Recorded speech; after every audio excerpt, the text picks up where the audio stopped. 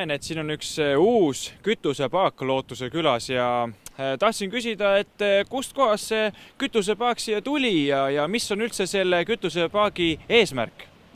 Ja see eesmärk on tal päris suur siin külas, et ta on tulnud meil ühe projekti raames ja projekti raames just nimelt selles võtmes, et nagu mõelda rohkem nagu selle kriisi ajale ja see ka, kus me praegu nagu olemegi juba poolenisti kriisi aja sees selle koroonaga ja kõige muuga, et siin kohalikus kogukonnas, ütleme, siis pakkuda suuremat turvalisust selle näol ja et sellest diislist sõltub väga palju siin, et kõik erinevad generaatorid, mis toodavad elektrit ja sellised asjad on selle otstarbega, on see soetatud meil ka.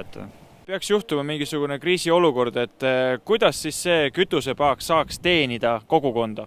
Mitmel viisil. Esiteks me saame siit enda tuletõrjeautosse kütust võtta ja muidugi samamoodi teised kütust võtta, et enamus asjad, isegi tavaline auto, eks ole, kellel on diiselkütusega auto, siis saab panna selle auto käima, kui on kriisiolukord ja elektrit ei ole ja kuulata kas või ERR-ist uudiseid, millal kriis läbi on.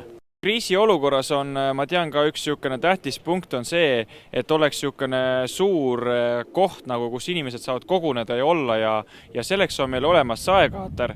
Aga ütle mulle, Erko, et mismoodi see sama kütusepaak mõjutab ka Lootuse küla igapäevaelu? No kütusepaak ühtlasi mõjutab, teeb ta kindlasti mugavamaks selle olemise, et meil on ju endal päris suur autopark siin, veoautod ja sõiduautod ja need ju samamoodi vajavad kütet, et see hind, ostes teda suuremas koguses, tuleb juba parem ja me saame kasutada teda mugavalt, ehk siis tankida enda hoovis. Mis kriteeriumid peab täitma, kui tekiks tõesti see kriisiolukord? Kriteeriumid on ikkagi, et kuhu saavad inimesed saaksid tulla varjule.